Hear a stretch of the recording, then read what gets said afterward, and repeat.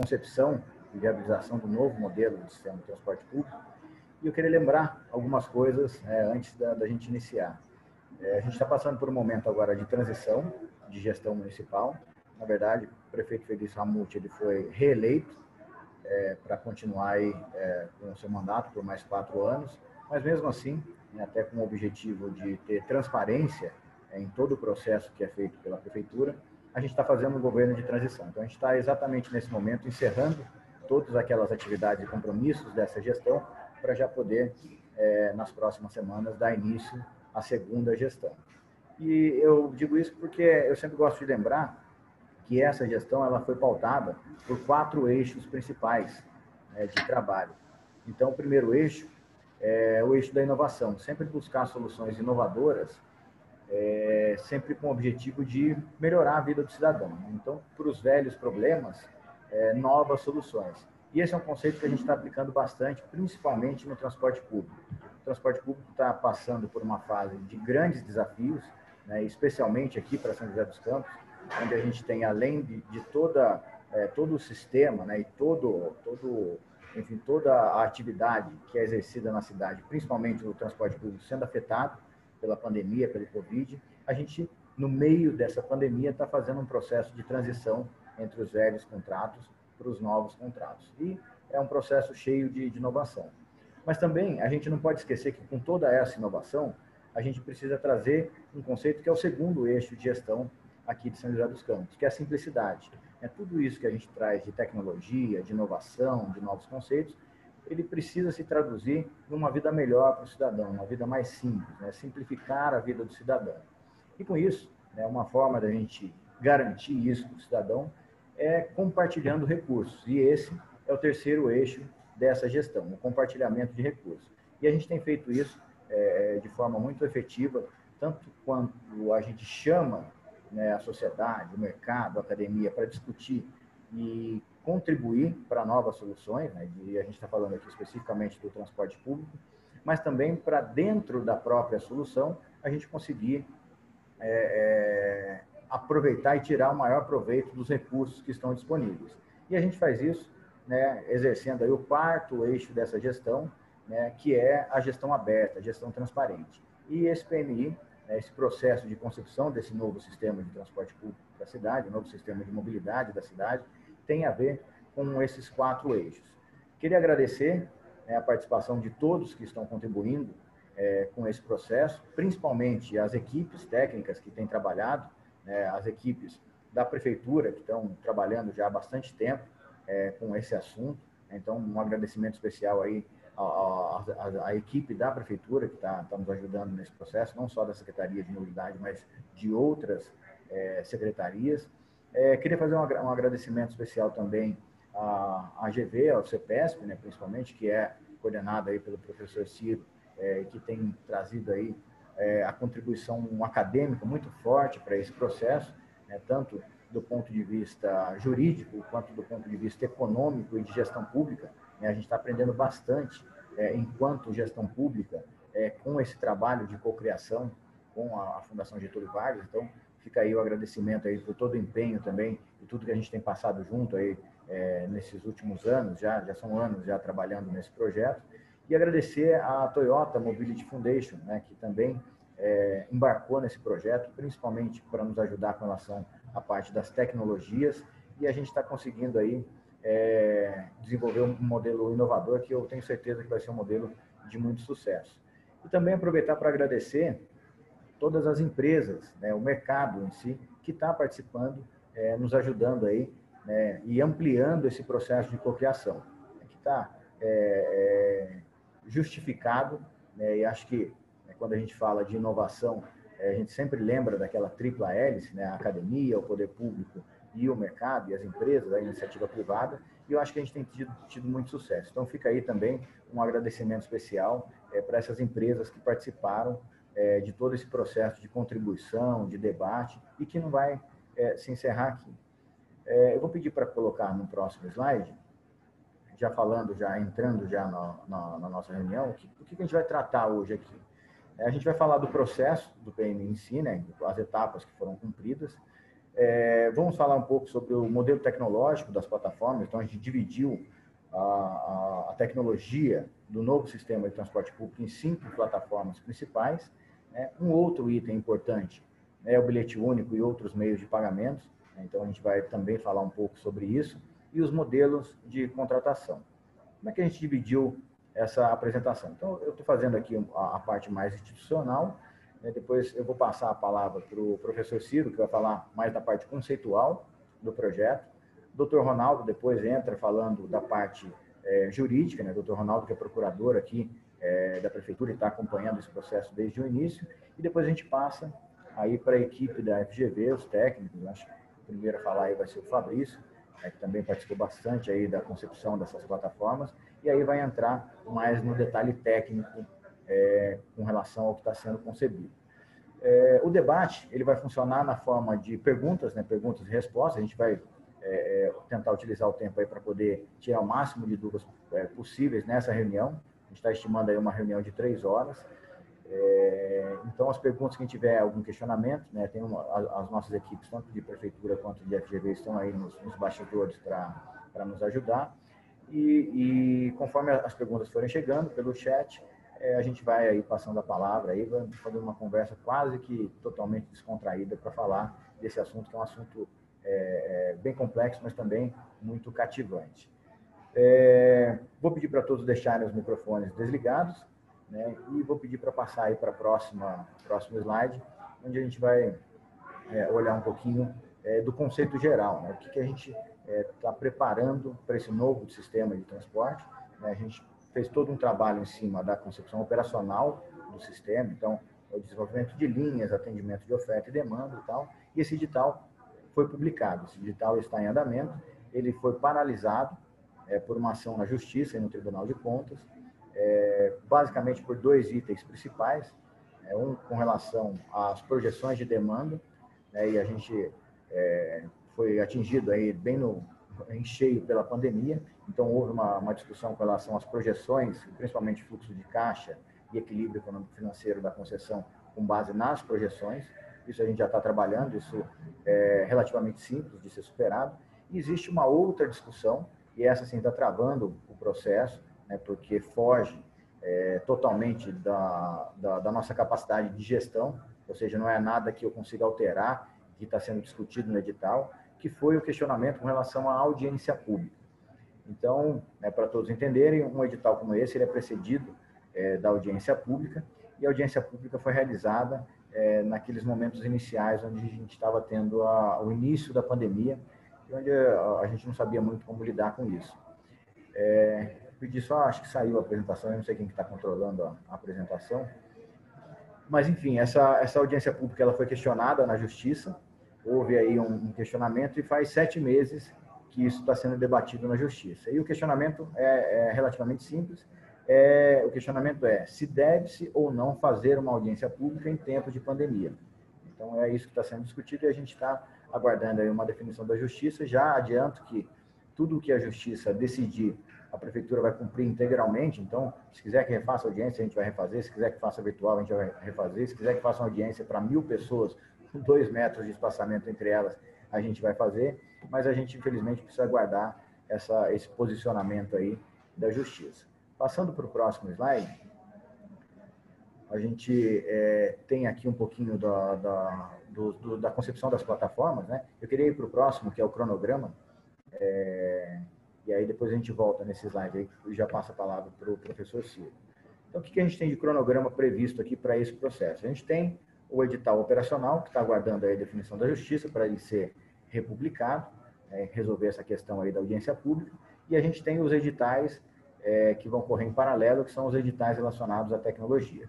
Então, o que a gente faz agora a partir dessa reunião?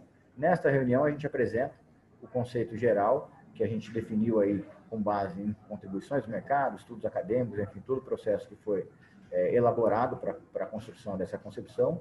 E agora, a partir aí do dia 17, então hoje é dia 15, depois de amanhã, a gente publica esses editais para consulta pública. Então, a gente vai disponibilizar aí, a partir do dia 17 de dezembro, os editais na íntegra, para que sejam consultados publicamente e que a gente aí, com base já no documento estruturado e divulgado, a gente possa continuar recebendo aí contribuições, críticas, sugestões da sociedade, do mercado, dos órgãos de controle. Então, mais uma forma da gente dar mais ampla transparência para esse processo. Finalizando essa consulta pública, a gente começa já o ano de 2021 bastante acelerado com esse processo, então a gente tem a expectativa de que a gente inicie os procedimentos internos para a licitação já no final de janeiro, comecinho de fevereiro do ano que vem.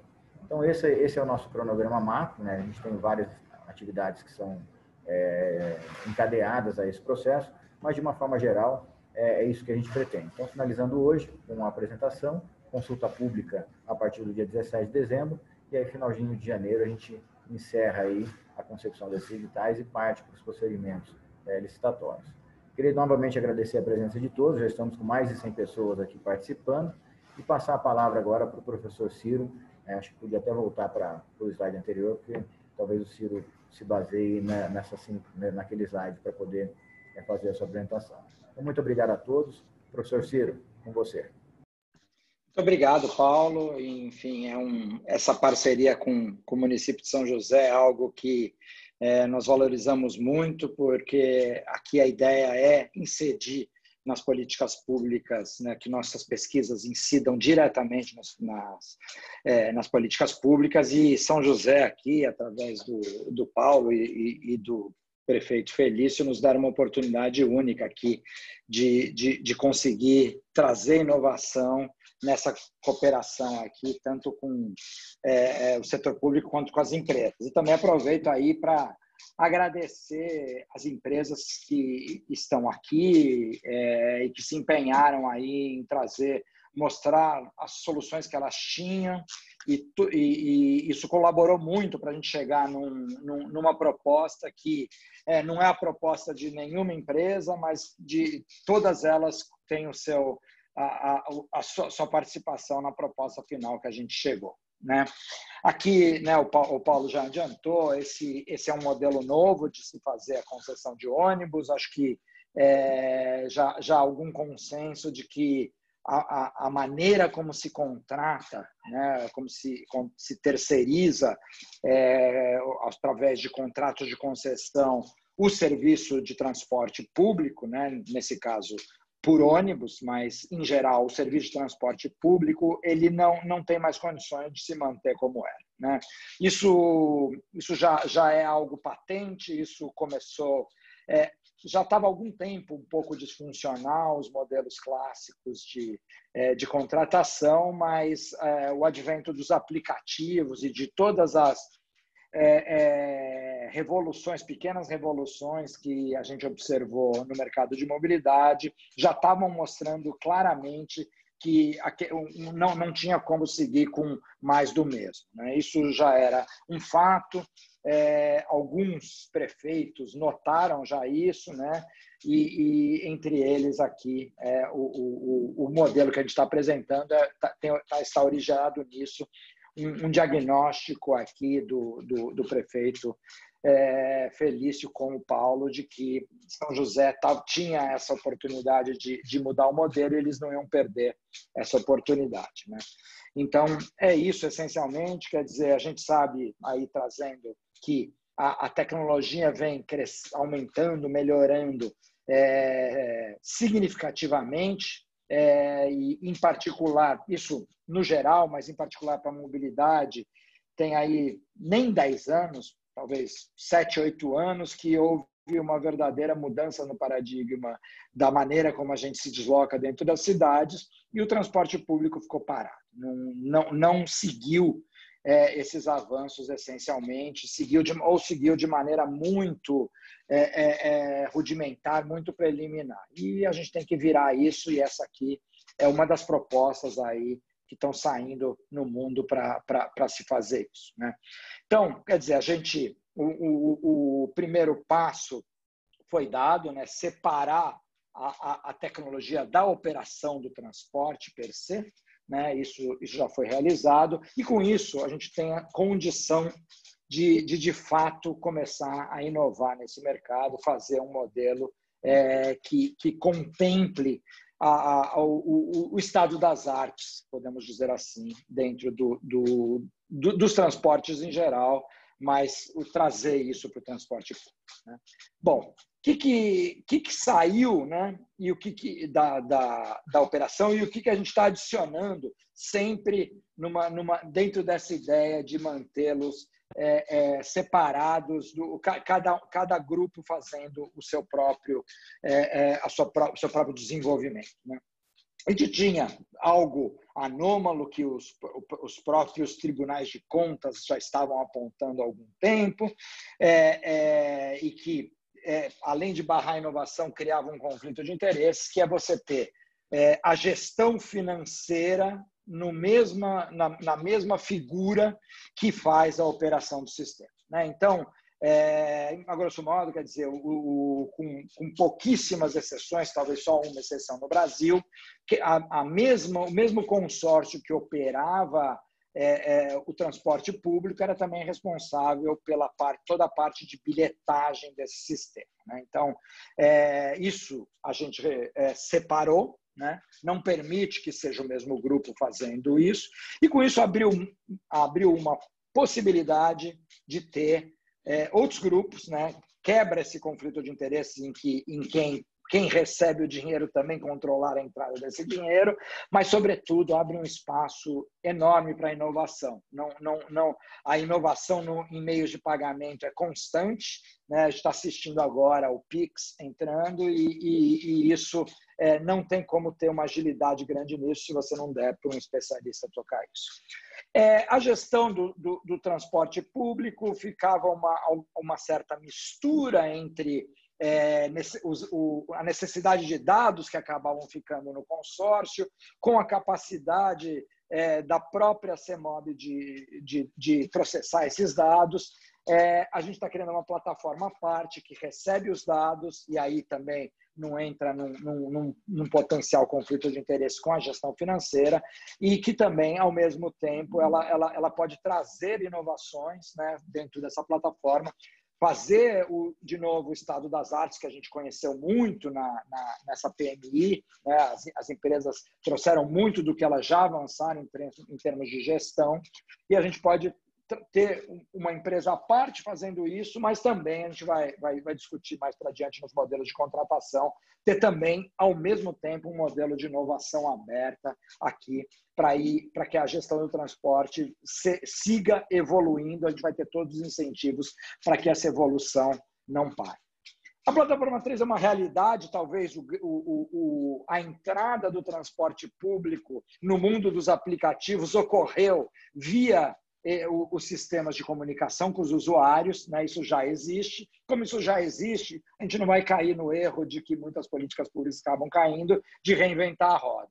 Então, isso aqui, que agora na nova regulação da licitação, né, já vai ser considerado também uma licitação, corretamente, mas aqui é essencialmente um método de cadastramento. Qual que é a novidade aqui para a gente? A gente vai deixar as empresas evoluírem, né? Que é o clássico modelo do ganha-ganha, quer dizer, você tem uma série de plataformas fornecendo esses aplicativos para usuários que ganham gratuitamente informação sobre quando vai chegar o ônibus, possibilidade de fazer roteamento, outras informações relevantes, mas a gente com esse cadastramento aumenta o grau de parceria da prefeitura com esses aplicativos que já existem e a prefeitura passa a ter uma ferramenta para usá-los como sua voz para transmitir para a população informações relevantes de trânsito e transporte que ocorrem. A grande novidade aqui são as plataformas 4 e 5, que a gente pretende implementar ao longo dos 2 primeiros anos já de existência do sistema, e que trazer a ideia do transporte sob demanda, que já existe no transporte individual, trazer isso para o setor público. Existem algumas experiências ocorrendo no transporte público, essa é uma experiência distinta, qual eu já vou falar mais um pouco sobre ela, e trazer de verdade mobilidade como serviço, né? Então, qualquer ideia aqui é chegar numa plataforma realmente integrada, em que todos os meios possam estar completamente integrados, tanto tarifariamente como operacionalmente. Bom, aqui já está, né? O Paulo já falou sobre isso, eu posso pular. Bom, a gente recebeu 29 propostas, como vocês podem ver, em todas as plataformas. Isso nos guiou, seja para respeitar o que existe no mercado hoje em dia, seja para algumas propostas muito criativas. A gente não queria perder o que o mercado já tem, e não adianta eu lançar no mercado algo que não existe. Fica mais difícil das pessoas criarem algo mais, como vocês vão ver um pouco mais adiante, sobretudo quando forem ser discutidos mais os modelos licitatórios, que a gente vai ter margem para novas para inovações que apareçam ao longo do caminho sejam incorporadas e não predefinir antes o que vai acontecer, tentar adivinhar o que vai acontecer. Bom, então, falar um pouquinho de que é esse modelo tecnológico, né? Então, aqui, esse é um mapa geral de como todo mundo se relaciona, né? Então, no fundo, a grosso modo, você vai ter essa plataforma 1, ela é responsável por toda a tecnologia embarcada, então ela que vai ter que garantir equipamentos embarcados, ela vai ter que garantir a comunicação desses equipamentos embarcados com um sistema de nuvem, ela vai ter que garantir que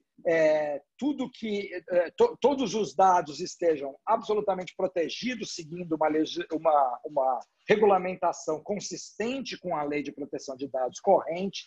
Ela vai ter que garantir um espaço de armazenamento e de processamento para todos os outros usuários e para a sociedade civil também, enfim. Então, ela recebe dados, ela é responsável por esses dados, ela é responsável por garantir que esses dados possam ser processados, mas ela não faz os processamentos adicionais, ela não se relaciona diretamente com o usuário, ela recebe, ela faz as contas e diz quanto que cada meio de pagamento precisa pagar para ela, que vão estar abertos para todos os meios de pagamento, né?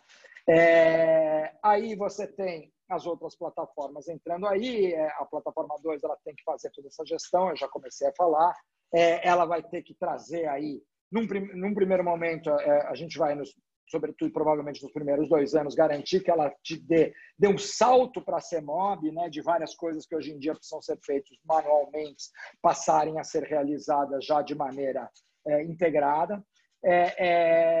Ela também vai garantir aí novas ferramentas de gestão para melhorar a qualidade do que a gente está oferecendo aí através do monitoramento. Então, ela vai ter blocos de monitoramento, vai ter blocos de planejamento e vai ter blocos de controle básicos e entregues imediatamente, né? Finalmente aqui, quer dizer, a plataforma 3, eu já falei bem como ela se interage com os outros, e num futuro próximo a gente vai ter aí, vamos dar esse salto para um transporte público responsivo à demanda e uma integração geral com todas as plataformas e todos os modais da cidade. É aí onde a gente quer chegar, porque não dá mais para trabalhar as coisas separadamente. Isso já estava bem claro há algum tempo, mas a pandemia, num caso de situação extrema, mostrou que é muito claro que não é possível você se prender e não ter comunicação entre os diversos meios de transporte. Dos aplicativos, você pode fazer um pedaço da viagem por aplicativo, continuar no transporte público e terminar numa bicicleta compartilhada. Não tem como isso estar separado e não tem como integrar isso de maneira tarifária, se você quer, e direcionando sempre, né? Isso vai ser a inteligência que a gente vai adicionar para que a favor do transporte coletivo e dos modais ativos, ou seja, caminhada e bicicleta. Bom, essa é a ideia geral disso aqui. Bom, falando um pouquinho do bilhetil, né? No momento em que a gente retirou essa administração da bilhetagem, né? Ou seja, essa caixa de compensação saiu de dentro do consórcio e foi para uma nova plataforma, ao mesmo tempo, a gente tem também a questão do bilhetil, né? Se vocês pensarem, ela tinha ao mesmo tempo toda essa administração dos dados, toda a parte de caixa de compensação e também o único meio de pagamento aceito era o que estava ali. Bom, como a gente está falando, né, a maneira de organizar bem isso, a maneira de garantir que isso de fato fosse operado eficientemente, sem conflito de interesses e que permitisse que a inovação fosse incorporada conforme ela fosse acontecendo, seria dividir essas tarefas em diversos grupos, mesmo que eventualmente algumas das plataformas não há problema nenhum que o mesmo grupo consiga, seja vitorioso na hora da licitação, isso não é um problema, mas algumas não dá para manter junto por questão de conflito de interesse. Quando não há conflito de interesse, a gente quer separar as funções, mas não necessariamente separar quem é que faz, isso vai ser caso a caso, depois a gente pode falar um pouquinho sobre isso. Mas a função do bilhete único precisa ser separada. Como que será isso? Bom, o bilhete único, num primeiro momento, ele quer dizer por que eu preciso ter uma empresa à parte? Bom, em primeiro lugar, existe um patrimônio aí, né, que é essa existência de todos esses bilhetes já emitidos. Os bilhetes estão um pouquinho defasados tecnologicamente, esse modelo, né? A gente está todo mundo migrando para coisa em celular, mas a inclusão digital completa, universalizada, é uma promessa que ainda não se cumpriu, então a gente não vai permitir que suma esse meio. Se ele for reduzindo aos poucos, maravilha, mas ele tem que ter esse meio. Ele tem a inclusão, o bilhete único, do jeito que vai ficar, é quem vai garantir inclusão para todo mundo, independente dele já estar incluindo digitalmente no mundo. Então, vai ter vários sistemas de garantia. Um deles, por exemplo, é a compra do bilhete avulso, que a gente não pode retirar, né? Claro que a gente vai abrir para todos os meios de pagamento. A gente quer inovar isso aqui, mas o bilhete único ele vai ter certas responsabilidades, alguns controles, algumas coisas, algumas exclusividades, porém, em contrapartida, algumas responsabilidades que vão garantir o acesso universal ao sistema.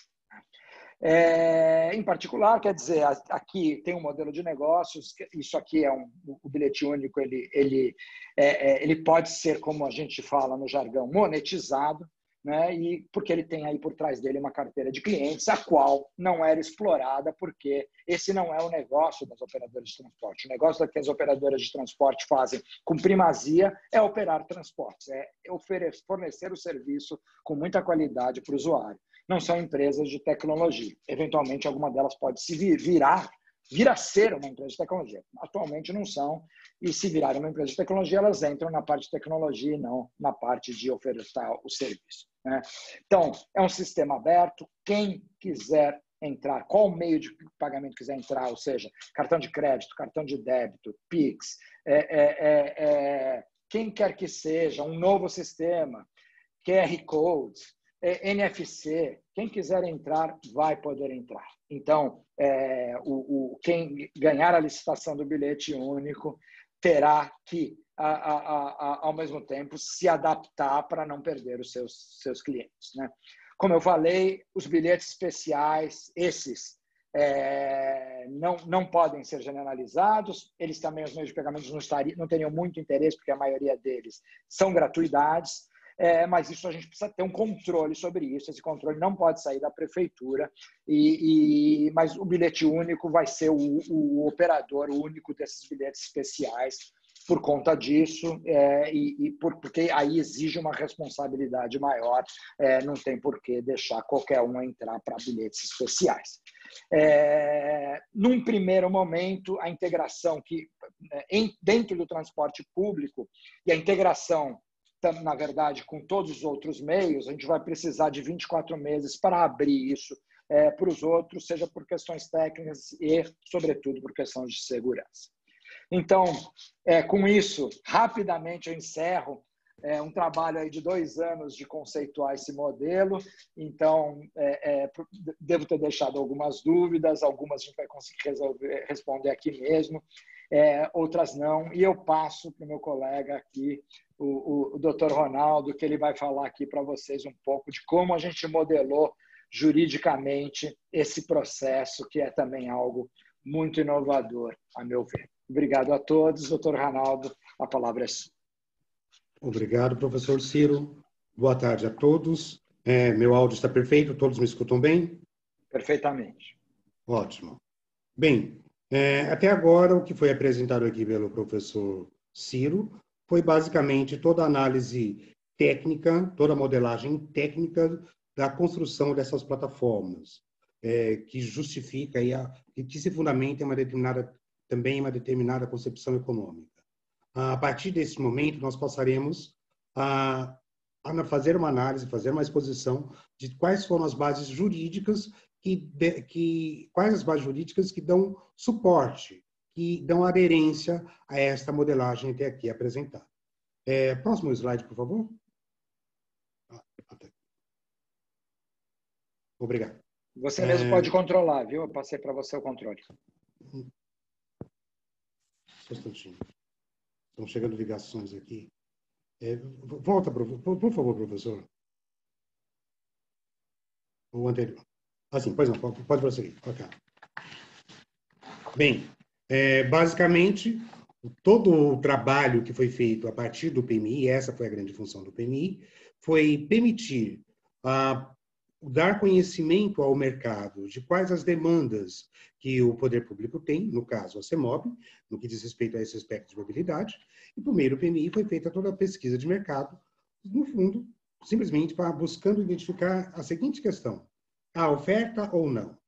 A resposta a esta indagação será uma resposta que direcionará, será um vetor importante para a tomada de decisão quanto à modelagem jurídica a ser adotada para a posterior contratação.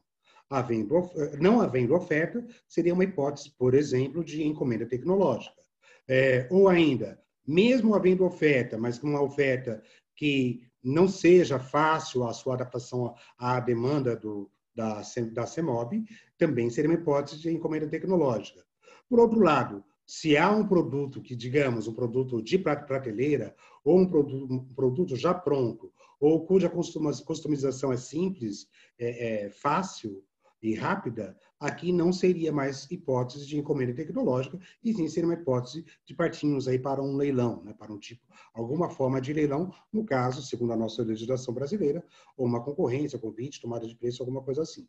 Ou, por outro lado, caso a adaptação venha a ser fácil a partir desse produto de prateleira, poderia ser uma hipótese de concurso. O próximo, por gentileza.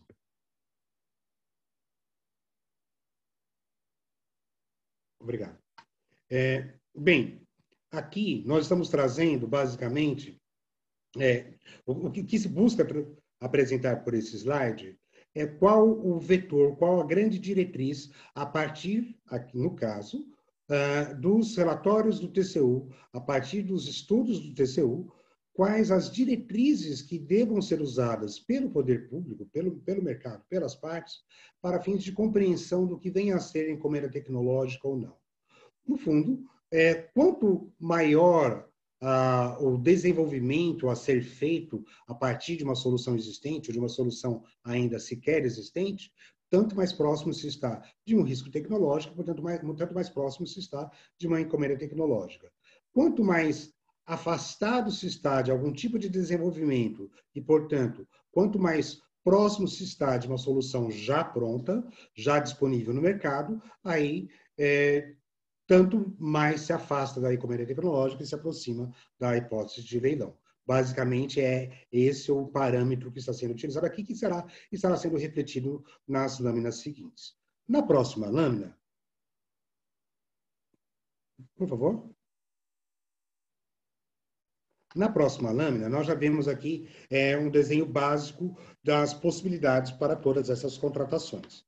Bem, basicamente, sempre a partir de, seguindo exatamente esse vetor que foi apresentado no slide anterior, quão próximo eu esteja ou de um produto inovador ou de um produto de prateleira. Aí, tanto mais próximo estarei ou de uma encomenda tecnológica ou das hipóteses de leilão.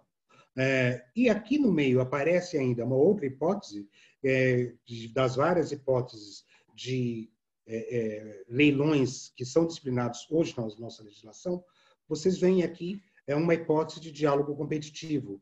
O diálogo competitivo vem ser uma das hipóteses, uma das modalidades de licitação que está sendo objeto agora da nova lei de licitações, que acaba de ser aprovada pelo Senado na semana passada, que é o projeto de lei 4263 de 2020. É uma hipótese para determinadas situações em que não se está diante de um produto de prateleira, tampouco necessariamente de um produto inovador. Há algum desenvolvimento, alguma aplicação que venha a ser necessária a partir daquele produto de prateleira ou de disponibilidades que estão aí fornecidas pelo mercado, e que venham de uma forma tal que venha a ser possível, a partir dessas soluções já pré-existentes, se chegar à solução pretendida. Então, basicamente, essa hipótese de diálogo competitivo seria para parte da plataforma 2, para a P4 e P5, é uma possibilidade, na verdade, vamos deixar bem claro. Parte da P2, P4 e P5, uma possibilidade seria essa, de um diálogo competitivo. Existe uma outra possibilidade. A partir do momento em que nós, de fato, definimos, a partir de todos os diálogos entre as equipes técnica, econômica e jurídica, definimos exatamente o grau, a acuidade de desenvolvimento necessário, aí nós poderemos até partir para a hipótese de encomenda tecnológica.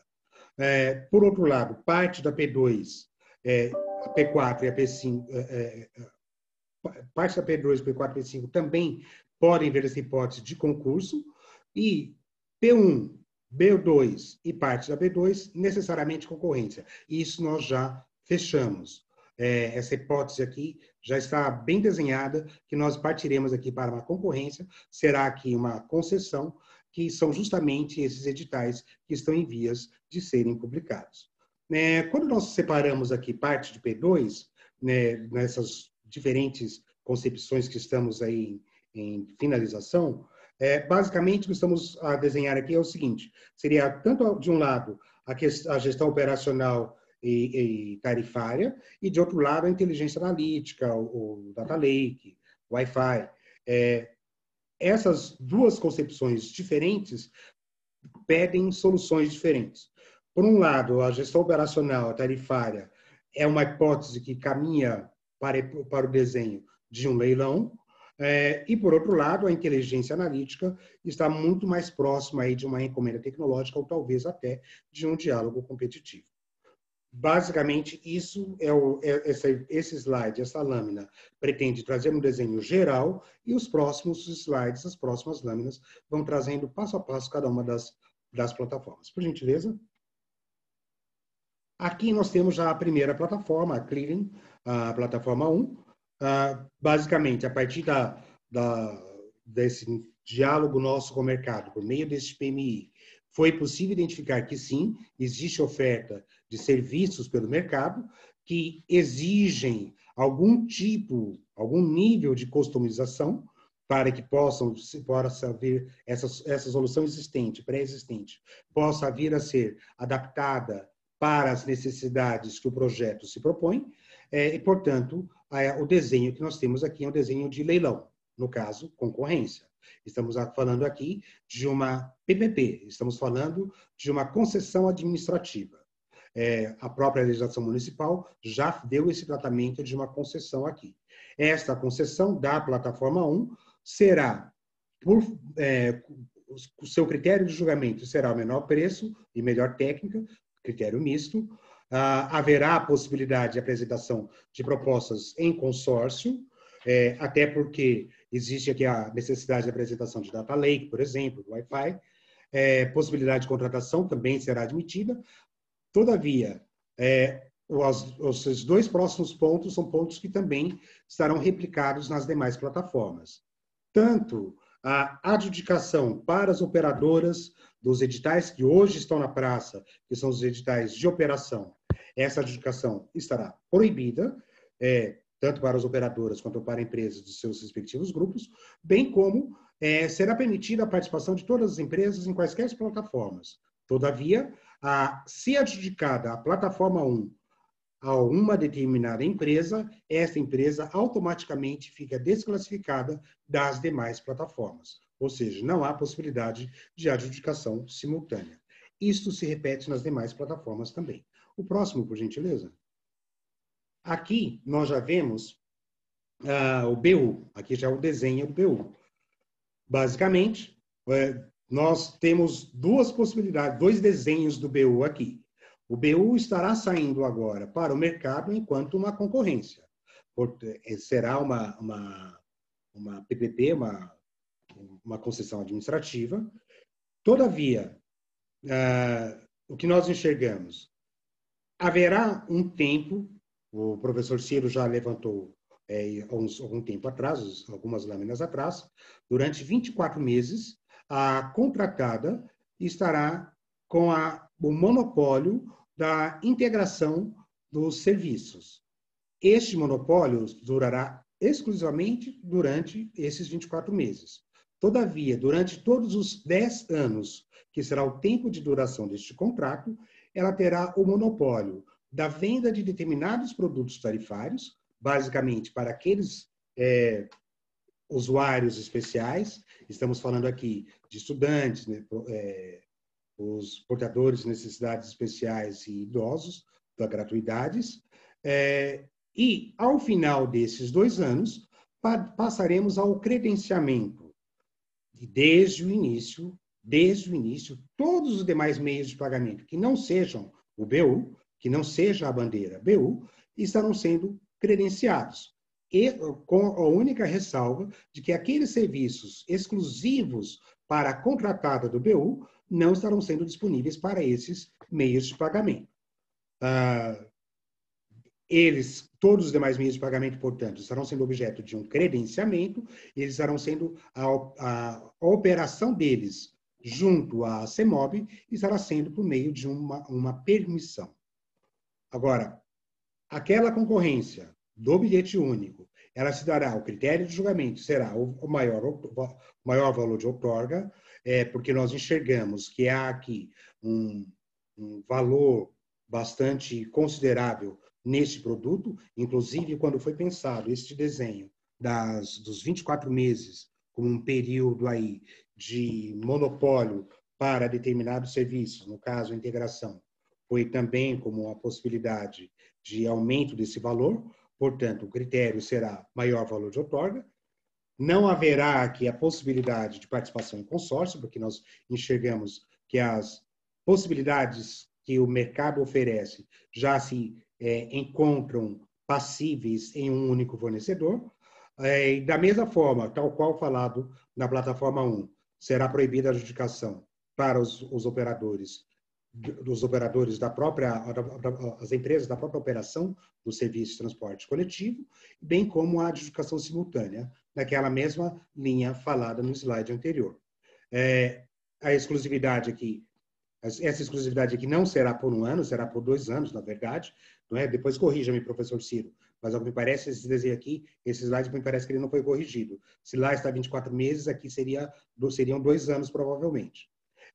E o lançamento do edital de credenciamento para os serviços que tenham sido operados por exclusividade pela contratada, após vencidos esses 2 anos, aí estará sendo lançado esse edital de credenciamento. Próximo, por gentileza. Bem, chegamos à plataforma 2. A plataforma 2, basicamente, também o seu desenho surgiu a partir das contribuições que o mercado ofereceu por meio do PMI, basicamente buscando identificar se existe ou não a oferta dos serviços, ou foi possível identificar que sim, as funcionalidades referentes à gestão operacional e tarifária estão disponíveis no mercado e, portanto, aqui caberá a concorrência, aqui haverá um contrato de concessão, e essa concessão será, então, para a gestão operacional de todas as tarifas, de todas as gratuidades, será permitida a participação em consórcio e o critério de julgamento dessa licitação será pelo menor preço e pela melhor técnica, Para as outras funcionalidades que não existe uma solução pronta no mercado, segundo nos foi possibilitado entender a partir das contribuições trazidas no PMI, que são basicamente as funcionalidades de inteligência analítica, aqui duas são as possibilidades. Tanto uma possibilidade de um concurso, quanto uma possibilidade de encomenda tecnológica. Mas, em todas essas hipóteses, tanto na hipótese da concorrência, quanto na hipótese do concurso, também na hipótese da contratação por dispensa de licitação, para efeitos de uma encomenda tecnológica, não haverá adjudicação, tampouco para as empresas operadoras do serviço, tampouco adjudicação simultânea com relação às outras operadoras de outras plataformas que estão sendo aqui hoje apresentadas. Próximo, por gentileza. Obrigado. Na plataforma 3, aquela mesma diretriz de pensamento, a partir das contribuições do PMI, buscando então identificar se há uma solução de prateleira, sim ou não, e a concepção aqui, a equipe técnica do CEPESP pôde chegar e pôde identificar que sim, existem soluções prontas no mercado, trazidas por vários dos senhores que hoje estão aqui presentes, e, portanto, o desenho aqui será um desenho de credenciamento para uma operação aí em white label, né? Com, basicamente, nada muito mais do que uma customização deste aplicativo com algum elemento aí de comunicação do demandante, né? Da CEMOB, da prefeitura. E aqui, neste caso, também proibida que seja concedida essa permissão, essa autorização para as empresas operadoras do serviço de transporte, especificamente. Todavia, será permitida a permissão para atuar como um meio de pagamento, ou também para, aqui neste caso, especificamente nesse caso, para atuar como concessionária do bilhete único. O próximo, por favor. Bom, eu creio que nós já terminamos, esse é o último, né? Bom, feito isso, a ideia é que já a partir de amanhã, todos esses editais, os editais já finalizados, estarão disponibilizados para consulta e já estaremos dando início à fase interna da licitação. E eu passo agora, eu creio, para o professor, eu não sei se para o professor Ciro ou se para o Paulo, por gentileza.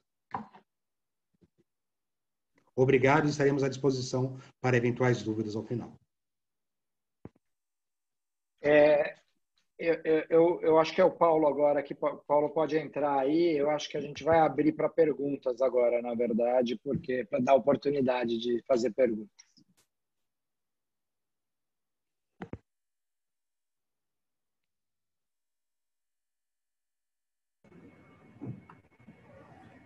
Olha, como a gente está com bastante tempo, eu vou sugerir, deixa eu dar uma olhada no chat aqui, ver se já tem alguém colocando.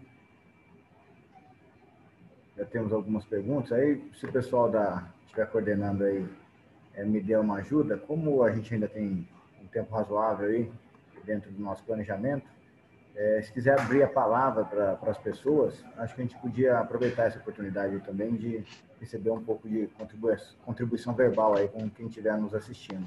Só vou pedir uma prioridade, e aí conto com o bom senso de todos, para que as intervenções sejam breves e que a gente dê prioridade para aquelas empresas que encaminharam proposta efetivamente, né? Então, se eu pedir o pessoal da coordenação me dar essa ajuda aí, colocando as pessoas para falar. Eu posso já responder uma primeira pergunta, Paulo? Pode sim, à vontade, Ronaldo. É porque já apareceu uma pergunta no chat aqui, Roberto Cardoso, quanto à P2. Se a contratação da plataforma P2 foi dividida em duas partes ou se a mesma empresa deve fornecer as duas partes. Sim, a divisão foi em duas partes. Por um lado, a inteligência analítica e, separadamente, a gestão operacional e tarifária. A inteligência analítica será objeto, isso está em definição ainda, ou de um concurso ou de uma encomenda tecnológica, segundo aqueles parâmetros que foram trazidos aqui, a partir de todo aquele relatório, aquelas diretrizes de entendimento do Tribunal de Contas da União, e, por outro lado, a gestão operacional e tarifária será um objeto de concorrência. Será um dos editais que estará sendo publicado amanhã.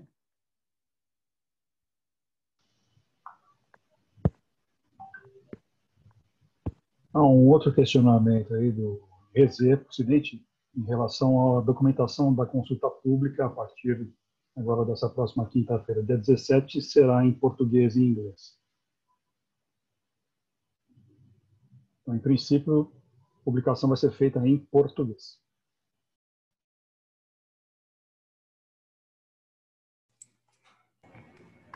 Fabrício, deixa eu pegar aqui a pergunta do Rezier, e aí eu acho que eu posso pegar a sequência aqui de resposta, que ele fez várias perguntas, e aí pode ser a dúvida de outros aqui. Então, quanto tempo durará a consulta pública? A consulta pública vai durar aí, na verdade, uns 40 dias, né?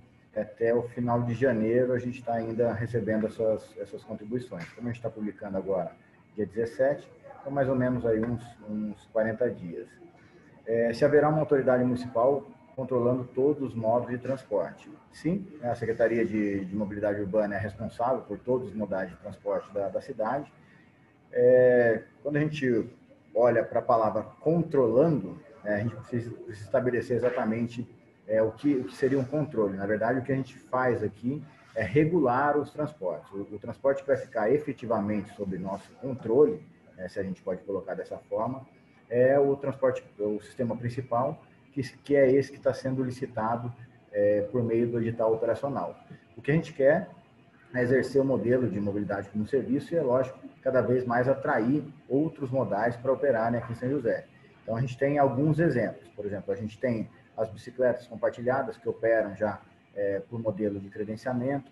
A gente tem o transporte por aplicativo, né? A gente tem 4 operadoras aqui, Uber 99, Garupes 1, operando de forma regular, né, dentro das regras, enfim, cumprindo aí com as nossas regulamentações. A gente tem o transporte, né, de veículos elétricos compartilhados, né, sem motorista. Então, aquele mesmo modelo de dockless que a gente tem para as bikes, a gente tem operando aqui na cidade também. Esses são serviços que são regulados, né? Existe uma portaria de credenciamento que é bem desburocrática, e a ideia é que, com a plataforma MAS entrando em operação, a gente possa integrar essas opções, mas não necessariamente controlar, né? Aquilo que é atividade essencialmente privada, que opera por simples credenciamento, a gente deixa que o próprio mercado se regule. Como serão tratadas as gratuidades? As gratuidades, elas são fornecidas, né, são concedidas com base na legislação municipal, legislação federal, legislação aplicável a isso. Hoje a gente tem gratuidades para idosos. Aqui tem um diferencialzinho, que são idosos acima de 60 anos, né, não de 65. A gente ainda não debateu com a sociedade com relação a isso. Temos os deficientes, com gratuidade de 100%, e os estudantes que pagam meia tarifa. Então, a gratuidade vai ser tratada aí, não sei se era exatamente essa a pergunta. A customização de uma plataforma de prateleira seria considerada adaptações de baixo risco? Eu acredito que sim, vou até deixar essa para o Fabrício e o Dr. Ronaldo responder, mas acho que a própria pergunta já responde aqui o que está sendo colocado. E agora, uma última questão que foi colocada aqui é que se o competidor que ganhar determinada plataforma não poderá participar do processo licitatório de outra. Então, como é que vai funcionar? Isso aí o Dr. Ronaldo, vou até pedir para ele explicar melhor do ponto de vista legal. Mas o que eu aprendi aqui com os nossos advogados, né? A gente vai lançar licitações que vão correr em paralelo e vamos supor que a empresa está participando de 3 editais. Quando sair a adjudicação do primeiro edital, e a gente não tem claro ainda qual vai ser a primeira, porque a gente depende aí de tramitações, órgãos de controle, aquela coisa toda, mas quando sair a primeira adjudicação, a empresa que está ali para ser escolhida e ser adjudicada, ela escolhe se ela quer ou não abraçar esse primeiro contrato que está sendo oferecido. Se ela aceitar, ela está automaticamente desclassificada dos outros 2 editais em andamento. Se ela não aceitar, ela está abrindo mão desse primeiro edital e continua concorrendo nos outros 2 editais. Então, vou deixar aí para o Dr. Reinaldo completar né, falar com relação à adaptação do baixo custo e essa questão da adjudicação. Eu vou acrescentar duas coisas. Primeiro, eu vou começar pela aquela questão que foi levantada sobre a questão do controle pela CEMOB. Talvez, eu não sei a partir de que país o indagante está fazendo a sua indagação, talvez ele esteja partindo daquele raciocínio de toda a política pública necessariamente com um agente regulador por trás. E talvez é isso que ele esteja tentando identificar, se existiria aqui um agente regulador ou não. Então, no que diz respeito ao transporte coletivo no Brasil, Rezé, não há um agente regulador a priori, a não ser o próprio contratante. Nesse caso específico, não há uma agência reguladora. O que há é uma confusão entre o próprio contratante e o regulador. Todavia, eu já tranquilizo a você que, de tal forma, estão separadas as atribuições e as atividades na própria secretaria, e aqui eu estou falando especificamente do caso da Secretaria de Mobilidade Urbana, que é conduzida pelo secretário Paulo, que são de tal forma separadas as duas funções que não há algum tipo de conflito de interesses aqui. Perfeito? A segunda questão sua era quanto à necessidade de baixa customização, e aí se automaticamente seria a hipótese de credenciamento. Sim, necessariamente seria essa a hipótese, seria essa a ideia. E a última indagação foi, perdão? Eu vou começar. A última era O modelo... perdão, a questão da teoria de jogos aí. Bom, basicamente, qual a razão de ser da aplicação da teoria de leilões aí, não é? Foi basicamente pelo seguinte motivo: o que se percebeu, e aqui foi a percepção de toda a equipe técnica, e depois Fabrício poderá certamente acrescentar um pouco mais sobre isso, o que se percebeu foi a possibilidade de conflito de interesses caso o mesmo operador viesse a se confundir em diferentes plataformas. Por isso, não obstante a pergunta esteja enxergando uma eventual possibilidade de ganho de escala ou de ganho de custo de transação na hipótese de junção de um mesmo prestador de serviço, a preocupação maior foi a título de governança mesmo. Então, esta foi a diretriz que levou a esta vedação a que um mesmo prestador, um mesmo operador, venha a estar operando as diferentes plataformas. Perfeito? Não sei se foi claro, qualquer coisa à disposição. Bom, só lembrar, eu vou pedir para o pessoal da equipe técnica responder essas questões que são mais técnicas, mas só lembrando, o edital que vai ser publicado no dia 17 é uma consulta pública, tá? Não é o procedimento licitatório. Então, a gente publica essa consulta pública, ainda tem um período ainda de debate, aí já com o edital já desenhado, mas lógico, ele pode ser alterado, né? E o objetivo da consulta pública é justamente esse. A gente fez uma consulta para o mercado, que é esse processo de PMI, entendeu o que o mercado tanto consegue oferecer quanto tem possibilidade de oferecer no futuro, né? Que são soluções que não estão necessariamente prontas, mas que podem ser construídas aí dentro do prazo que a gente espera. Mas, e agora a gente fechou esse desenho e aí apresenta para todo mundo, dizendo, olha, é isso que a gente está imaginando para São José dos Campos. Então, é uma consulta pública. O edital que está sendo publicado agora, que vai ser apresentado, na verdade, no dia 17, ele pode, sim, sofrer alterações com base no que a gente receber aí de contribuições. Inclusive, ele pode mudar 100%, né? Porque até o dia da publicação oficial dentro do processo licitatório, a gente tem a possibilidade aí de melhorar sempre os editais. Eu vou passar para a equipe técnica para responder um pouco sobre a inteligência analítica. Eu vi que tem outras perguntas aqui, perguntando se a operação vai ser separada, então acho que a gente já respondeu isso ao longo da apresentação. Passar aí para o pessoal da equipe técnica responder esses que são mais detalhes, mais... Obrigada, Paulo. Aqui, Eliana, desculpem, pessoal, Estou com uma conexão meio instável, não consigo pôr a câmera. A pergunta que a gente vai responder agora, eu gostaria de saber se a contratação da plataforma 2 foi dividida em duas partes ou a mesma empresa deve fornecer as duas partes.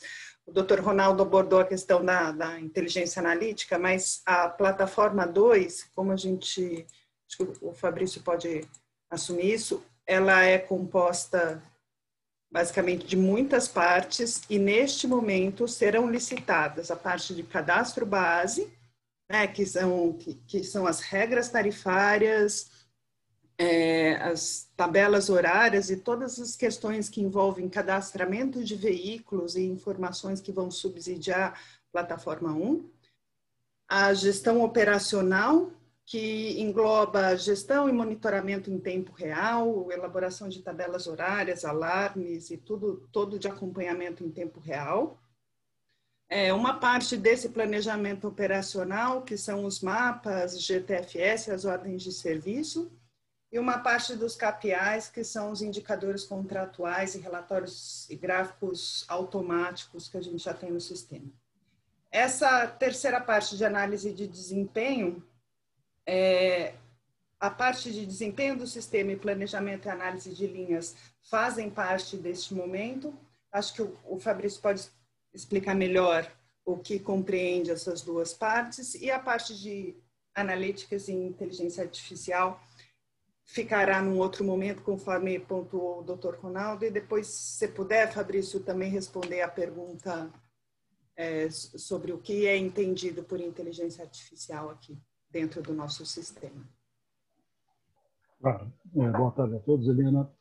Complementando aí as informações, né, nesse rascunho do mapa do inferno, né, que a gente fez aí, vai mostrar todas as 5 plataformas, a gente contemplou aí um conjunto de ferramentas de trabalho para os técnicos e gestores da CEMOB poderem atuar dentro das suas atribuições. Então, quando a gente olha as duas caixas aí de cima que a Eliana já explicou, a gente basicamente fala de ferramentas que são sistemas de informação clássicos, né, em que, a partir das telas do sistema, a partir dos relatórios do sistema, a partir das interfaces sistêmicas que vão existir entre a plataforma 2, o bilhete único, a plataforma 1, plataformas 3, 4 e 5, então toda a gestão integrada dos dados que gerenciam todo o sistema de transporte, ele vai estar sendo gerido a partir dessas bases de dados, dessas funcionalidades sistêmicas que vão estar presentes nessas duas caixinhas aí de cima. Na caixa de baixo, né, que apresenta aí a análise de desempenho quebrada em 3 blocos, pelo que a gente viu aí de todas as apresentações que foram feitas durante aí o processo da PMI, a gente entende que uma parte de relatórios, que é uma necessidade, um pleito da própria CEMOB, de criar e ter uma personalização de análise de dados em cima das informações já vigentes dos próprios sistemas de informação da plataforma 2, de outros dados que vierem do Data Warehouse e do Data Lake, que está aqui na plataforma 1. Então, isso vai ser consumido a partir de uma ferramenta, tipicamente a partir de uma ferramenta de Business Intelligence.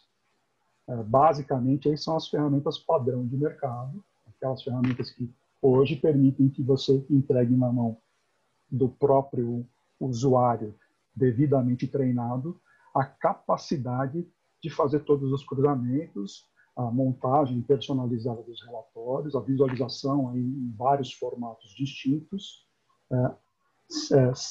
sendo carregados os tais dos cubos de dados. Então, isso é um conjunto de ferramentas típicas em que a gente já conhece aí de Business Intelligence e Business Analytics, que já vem sendo utilizados aí por várias organizações. Já quando a gente olha o aspecto de planejamento e análise de linhas, aqui a gente entende, né, que as ferramentas que foram apresentadas, algumas dessas ferramentas que foram apresentadas para ajudar a gestão dos dados do sistema de transporte, eles conseguem analisar em cima de uma visualização de mapa todo o impacto que pode ser feito em função de criação de linhas, a inclusão de novos pontos de parada, a modificação de rotas, toda a sensibilização desses dados em função, inclusive, de outros dados que se acoplam com informações socioeconômicas dentro daquela área de atuação em que a linha ela vai operar. Então, a gente percebeu que soluções já existem, mais do que uma, e que são interessantes de serem acopladas aí, mas que não são sistemas de informações típicos, como é o caso do cadastro, como é o caso da gestão operacional, que fica um pouco mais acima. E aí, né, até respondendo diretamente à pergunta do Paulo Ferreira, o que a gente entende como a inteligência analítica, né, e os outros modos de processamento, principalmente aqueles que vão falar um pouco mais no âmbito da predição e da prescrição, olhando os dados, tanto dados formatados, dados sistêmicos, quanto os dados que a gente vai coletar dos sensores a bordo dos veículos, da própria bilhetagem, e olhando outros tipos de cruzamentos que podem ser feitos com dados abertos, né? Esses tipos de análise, normalmente, a gente vai falar aí no campo da ciência de dados, né? Incluir algum mecanismo de aprendizagem de máquina, alguma construção e teste de algoritmos. Então, aqui, basicamente, aí, falando, inclusive, de responder perguntas para as quais os questionamentos ainda nem foram feitos. Então, predição e prescrição. Okay? Então, é mais ou menos nisso que se baseia aí a plataforma 2, esse conjunto aí de funcionalidades e casos de uso que a gente identificou como parte aí da plataforma 2. Então, obrigada, Fabrício. Próxima pergunta. Entendi que não haverá pagamento em dinheiro. O sistema atual já é assim ou será uma novidade?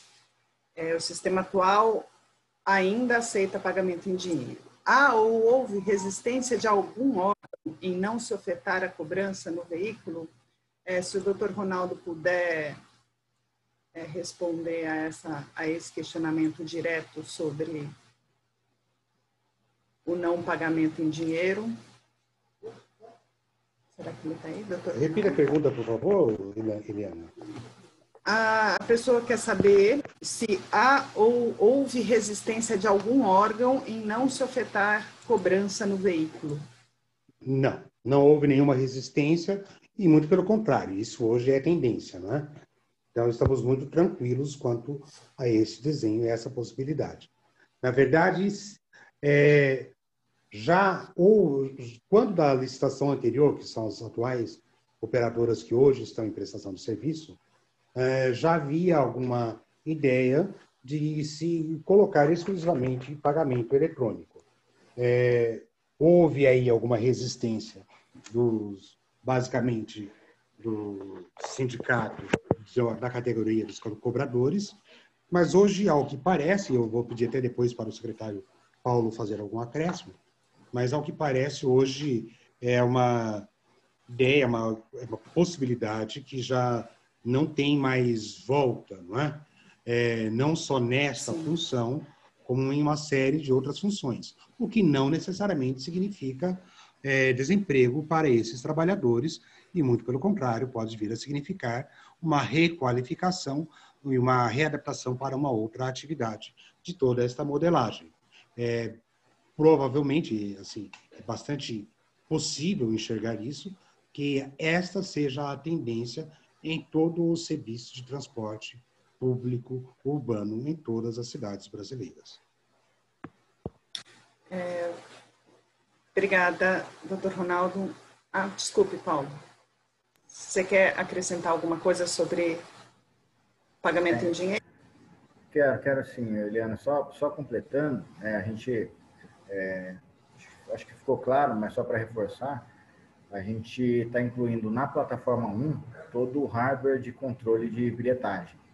Então, isso já é um assunto que já foi bem debatido aqui na cidade, com relação à eliminação do dinheiro, né? Ele tem alguns benefícios, como a questão de segurança, a própria questão de controle, identificação de viagens, e no modelo que a gente está imaginando para o futuro, né, a informação ela vai ser muito importante, inclusive o georreferenciamento das catracadas, para a gente fazer as origens de destino em tempo real, enfim, é necessário que a gente utilize o pagamento por meio eletrônico. E lembrando, isso vai ficar claro aí quando a gente publicar para a consulta pública, a gente está propondo um modelo aqui para São José dos Campos com bilhetagem eletrônica sem catraca. Tá? Então, a ideia é não ter mais a roleta, a catraca, como é conhecida aí, né? Vai ter, lógico, todo um sistema de controle e isso aumenta, inclusive, a responsabilidade para os sistemas eletrônicos de auditoria. Então, só reforçando aí o que o Dr. Ronaldo falou, sim, já tá contemplado já, e já temos isso, acho que razoavelmente bem apaziguado aqui na cidade, a eliminação do pagamento em dinheiro. Legal, muito obrigada, Paulo. A próxima pergunta: gestão operacional e tarifária deverão ser fornecidas por um mesmo fornecedor? Sim, o que está sendo chamado de gestão operacional e tarifária, né, são aqueles quadradinhos do cadastramento, da gestão e monitoramento operacional e um outro quadradinho de análise de desempenho. Sim, todos eles deverão ser fornecidos numa mesma proposta, que pode ser feita por um consórcio. A gente entende ou a gente viu que nenhuma das propostas ela dava conta de todas as ferramentas que a gente desejava, mas sim as empresas podem se associar e fazer uma proposta conjunta. Um fornecedor pode fornecer para mais de uma plataforma, seguindo aquelas regras explicadas pelo Dr. Ronaldo, quem oferta para a plataforma 1 não oferta para a plataforma 2, ou quem oferta para o BU também não oferta para a plataforma 1. Eu não lembro de todas as combinações, mas sim, ele pode, a plataforma 3, por exemplo, pode ser oferecida por quem vai operar o bilhete e por quem vai operar a plataforma, fornecer a plataforma. Eliana, acho que era bom esclarecer aqui, não sei se ficou tão claro, quer dizer, você pode concorrer para todas as plataformas, porém, se você for adjudicado em alguma delas, aí você vai ter que desistir das outras, então isso você permite, aumenta a concorrência de fato, mas você não permite que as pessoas assumam duas plataformas ao mesmo tempo, mas, insistindo, não são todos os casos, não é?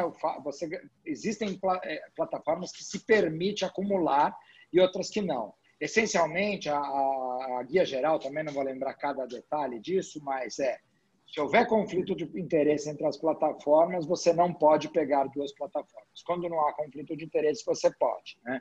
Então, entre o BU e plataforma 1, por exemplo, existe sim conflito de interesse. Então, que era uma pergunta específica, se você ganhar o BU, você não pode operar a plataforma 1 e vice-versa. Você pode concorrer nos dois, porém não assumir. A Sara vai dar mais detalhes sobre isso. Exatamente. É que a pergunta do Rafael Molina foi direcionada a todas as plataformas, né? Então, para resumir, eu vou explicar, eu vou pontuar a única que pode, né?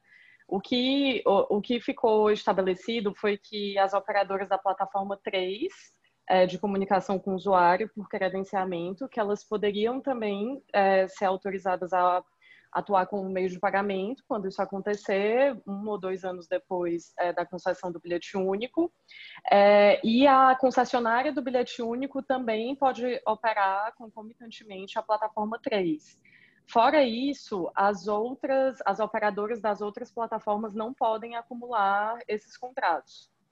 Nem a P1 com a P2, nem a P1 com bilhete único, nem o bilhete único com a P2 e nem o P1, a plataforma 1 com a plataforma 2.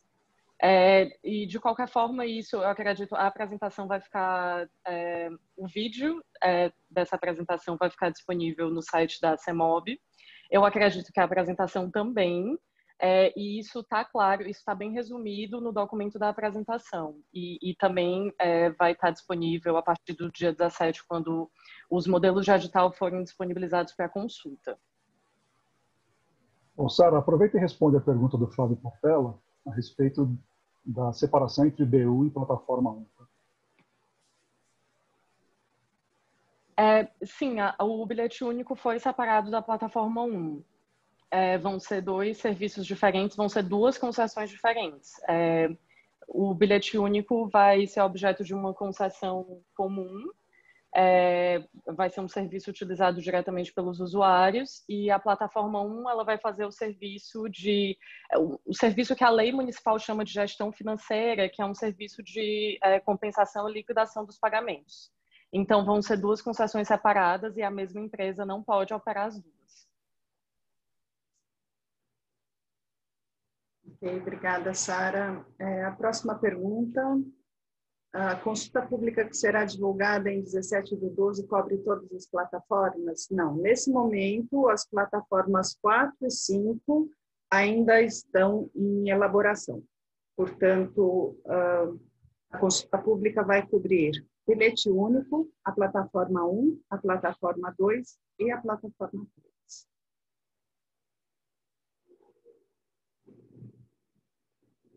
A próxima pergunta. A parte de inteligência analítica poderá ser subdividida? A Prefeitura aceitará ofertas de desenvolvimento tecnológico de inteligência analítica de interesse a objetos específicos, complementares ou adicionais aos contratados pela Prefeitura por iniciativa de um provedor ou desenvolvedor?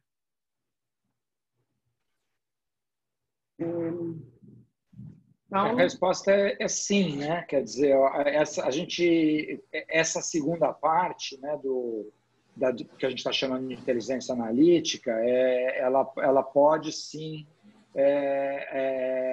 ela vai ser sujeita a chamamentos especiais, então que podem ser no limite por encomenda, pode ser novas concorrências, ou pode ser adicionado ao serviço do que já foi contratado.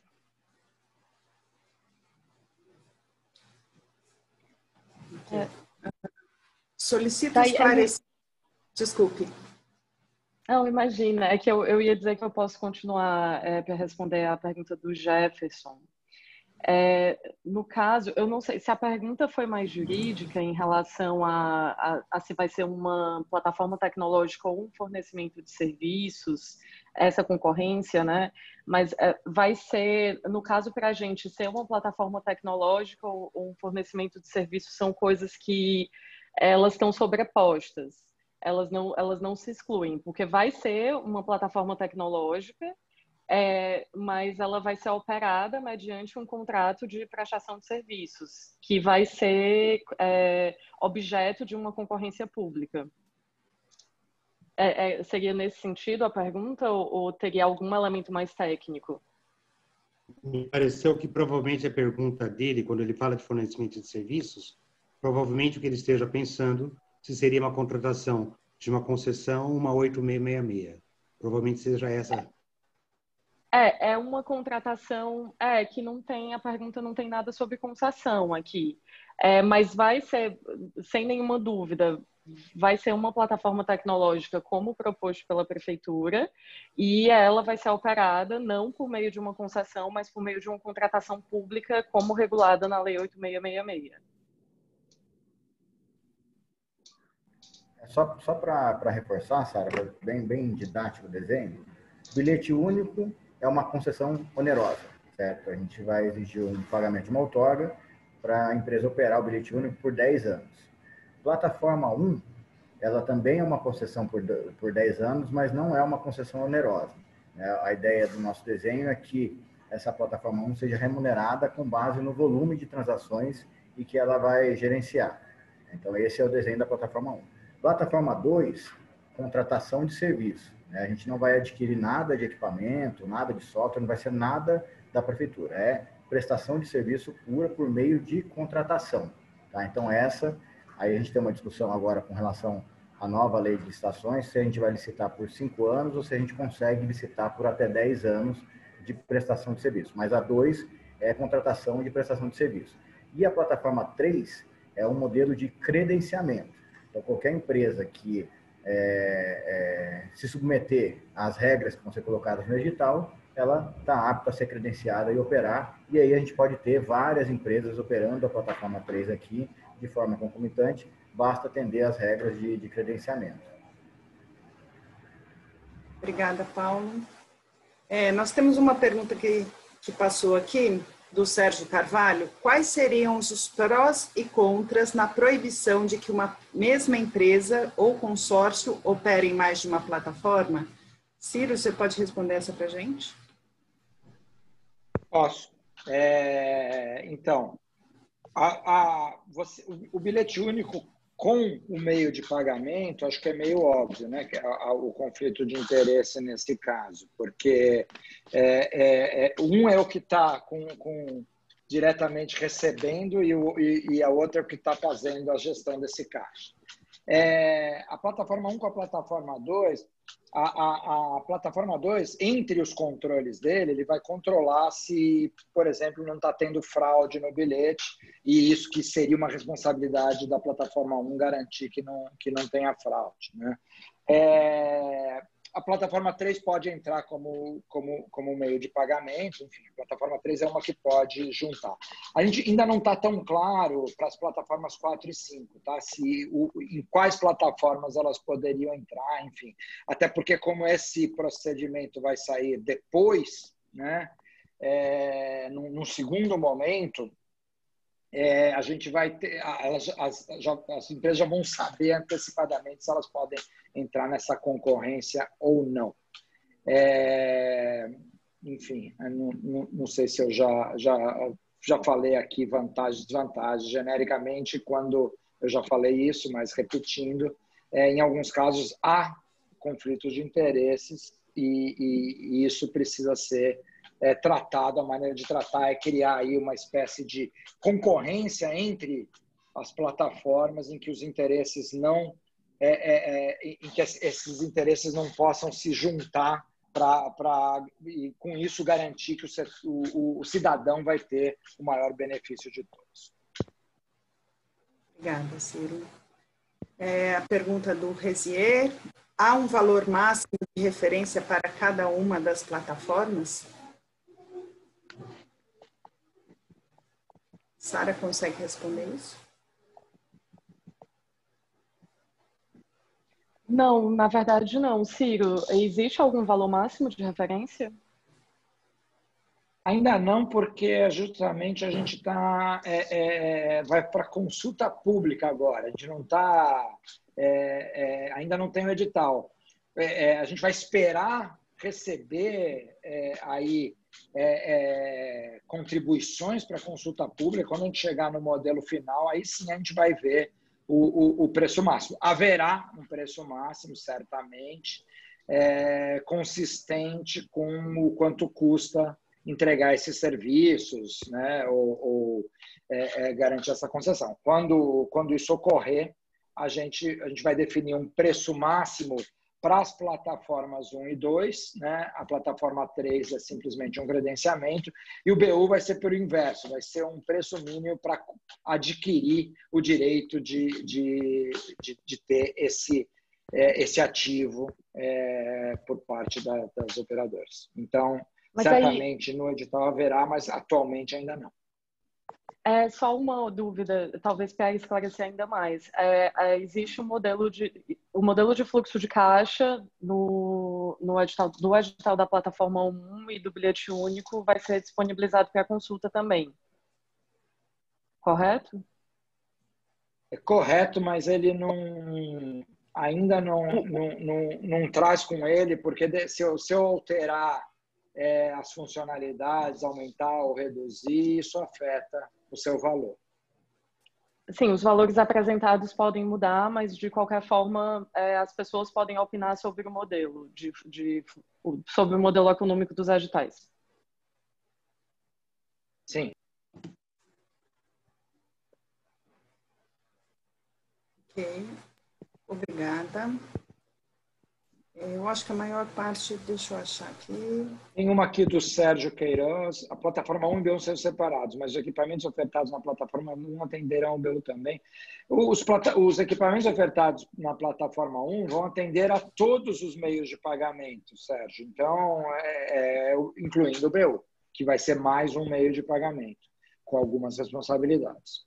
Então, a resposta, sim, eles vão atender a todos os meios de pagamento, incluindo o BU.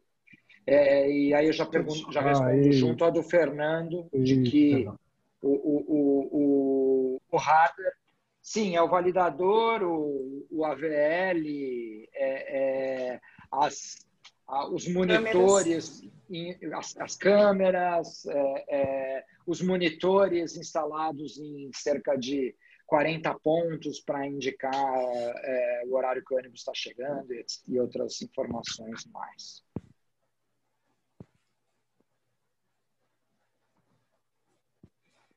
Sobre a P2 e a P3 guardam uma relação de complementariedade muito grande. A empresa não pode ser ganhadora das duas plataformas, como está prevista a integração das duas plataformas.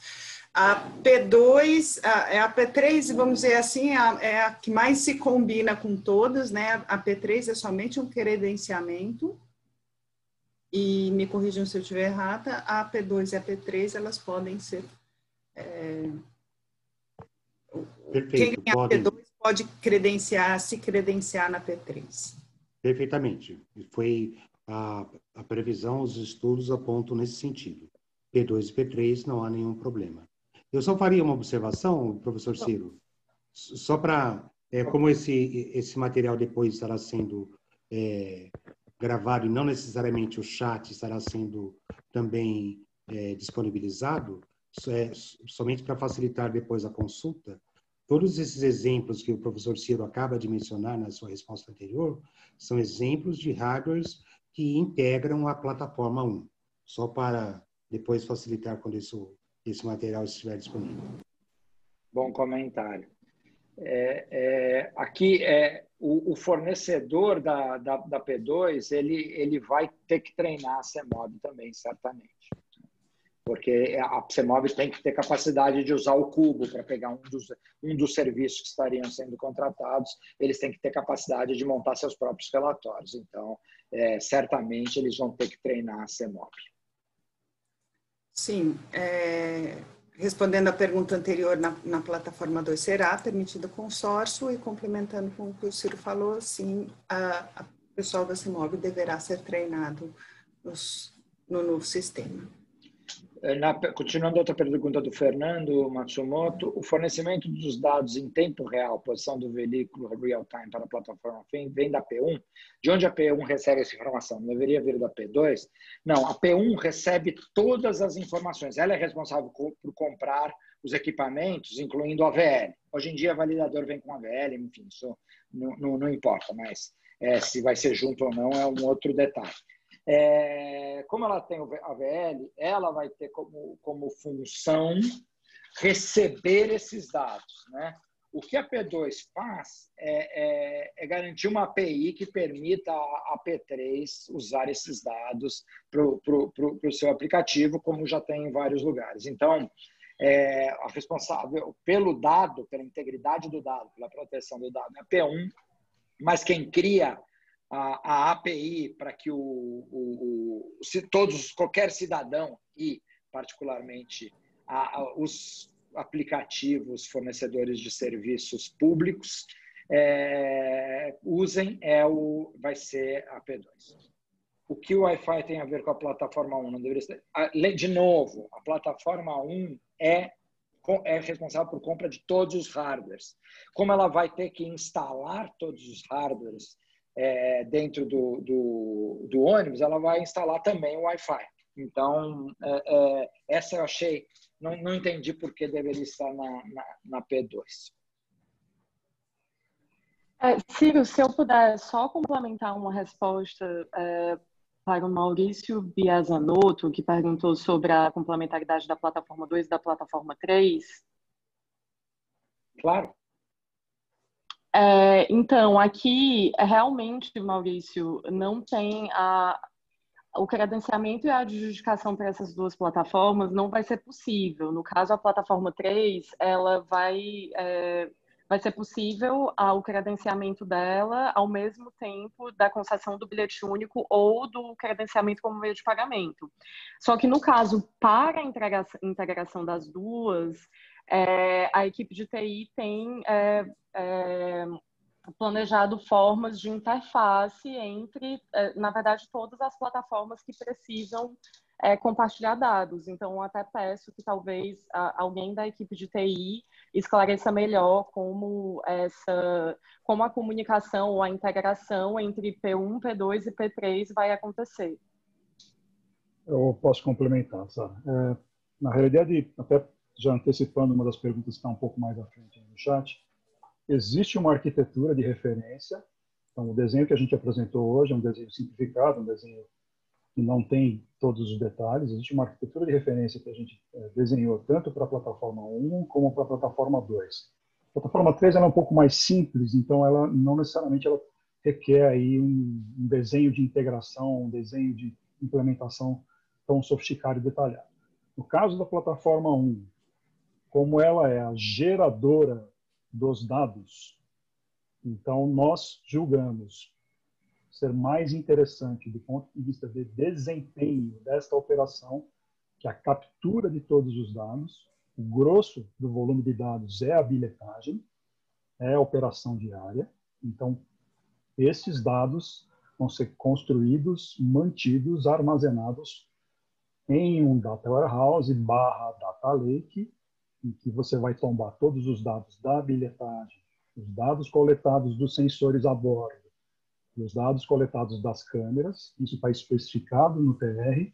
Vocês vão receber as informações do TR com um maior detalhamento de especificações dos hardwares, os protocolos de comunicação que a gente imagina que vão ser utilizados para fazer a integração e quais são os padrões que a gente está exigindo de conformidade. Então, por exemplo, óbvio, os dados de rotas, trajetos, baseado em GTFS. Pode ser que alguns dos protocolos que vocês tenham que implementar, como o professor Ciro já mencionou, intermediação de dados entre o Data Warehouse que está na plataforma 1, que vai ser consumido lá na plataforma 2 e também por outras eventuais plataformas 3, 4 e 5, que consumirão os mesmos dados, sempre por intermédio de uma camada de API. Nós detalhamos nesse desenho a camada de API, né, com um modelo, inclusive, de exposição dessa camada de API, né, numa arquitetura técnica. A gente está utilizando padrões internacionais. Existem alguns padrões ISO, existem alguns padrões I3E que a gente está colocando como base de sustentação nesse desenho arquitetural dos sistemas e da integração entre os sistemas. Então, isso, depois que vocês fizerem a leitura, obviamente vão surgir outras dúvidas, né? Então, para a gente não detalhar aqui e explorar a fundo, né, fiquem um pouco mais tranquilos que vão ter essas especificações aí nos termos de referência técnica de cada uma das 3 plataformas.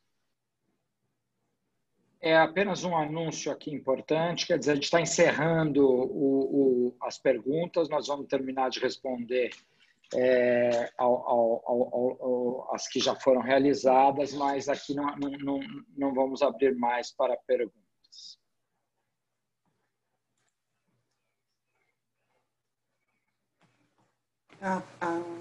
Só um minutinho.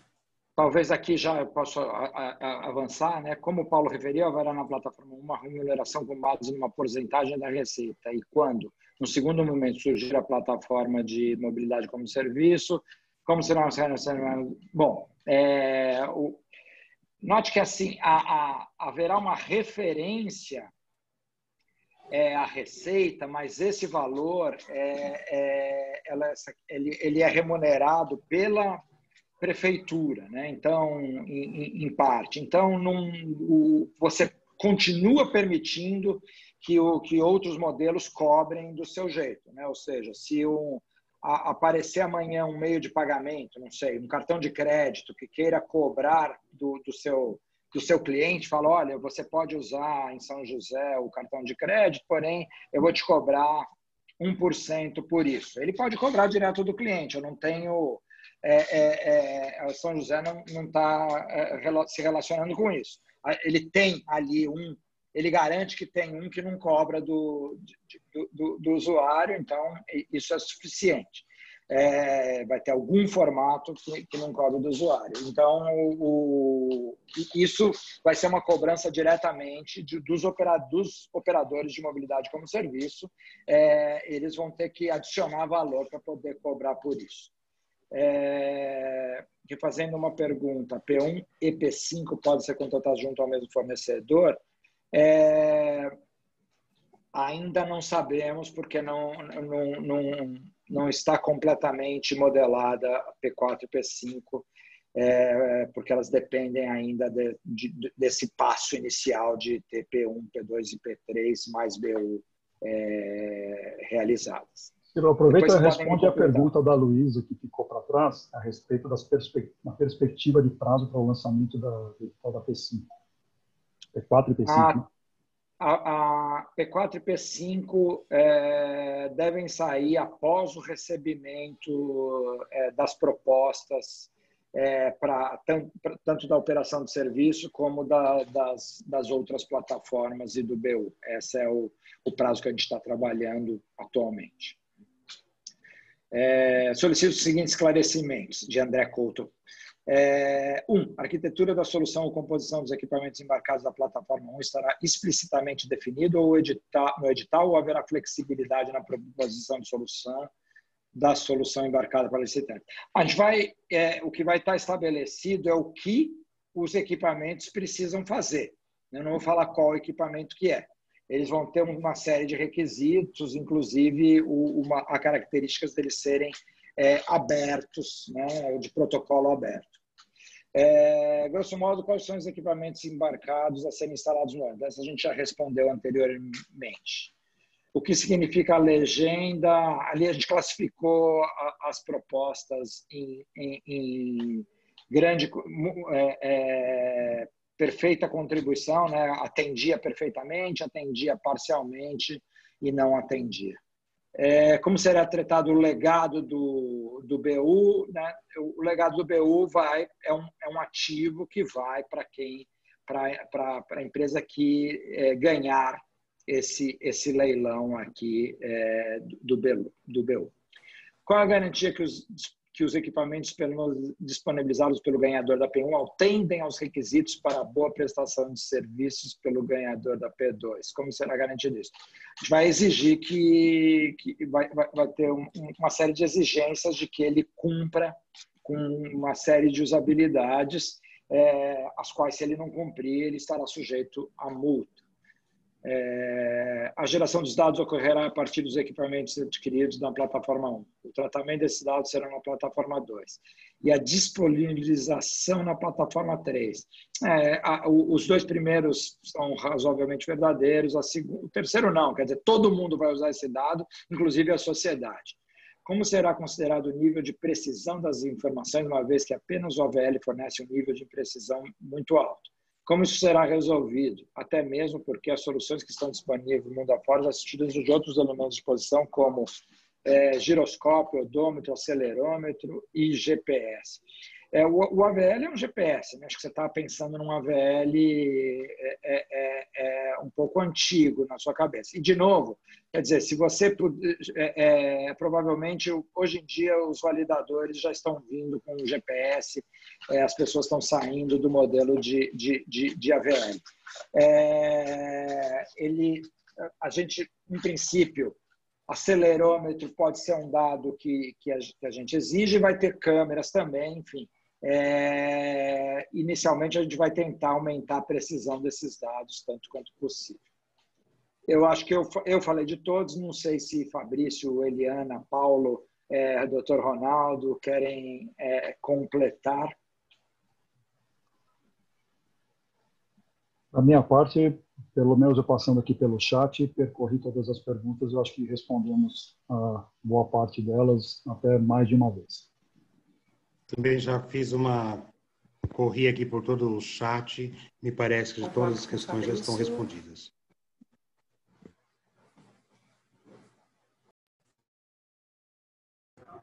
Ciro, só lembrando, né, a gente mantém um e-mail institucional que foi criado, se não me engano é o PMI Tecnologia, @sjc, e aí a gente vai publicar agora, no dia 17, então, na página da Prefeitura, lá da Secretaria de Mobilidade, a gente tem uma seção especial que trata do novo transporte público, e a partir daí a gente espera aí mais contribuições, mais dúvidas. Como a gente está num processo de consulta pública, a gente está até avaliando aqui com o nosso setor de governança se a gente consegue realizar reuniões, acho que isso vai ser possível, de forma mais transparente também, até para poder afinar isso um pouco melhor.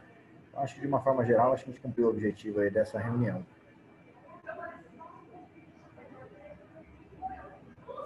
Devolvo agora para o Ciro para fazer o encerramento, então. Bom, agradecer a todos e a todas pela participação. As empresas já vêm colaborando com a gente há alguns meses. Foi um processo de cocriação muito interessante, creio que único, globalmente falando, talvez. Então, isso aqui encerra esse processo aí. Acho que o que vocês vão observar aí na consulta pública vai além, né, do nosso trabalho, porque foi um trabalho conjunto entre as diversas empresas de tecnologia. Então, tem sido um trabalho realmente inovador que a gente tem feito aqui e de novo, agradecer muito todas as perguntas que foram feitas. A gente salvou aqui o bate-papo e vamos disponibilizar também todas as mensagens do bate-papo junto com o áudio dessa consulta, dessa apresentação. Então, acho que eu encerro por aqui a minha participação e abro também aqui, acho que para o Paulo fazer o encerramento por parte da Prefeitura. Bom, obrigado a todos aí pela participação. De novo, reforçar aí o agradecimento e agradecer de novo às equipes aí da Prefeitura e da FGV que estão trabalhando bastante em cima desse projeto, e dizer que a gente vai ter um final de ano bem acelerado aí, o comecinho de ano também acelerado na igual proporção.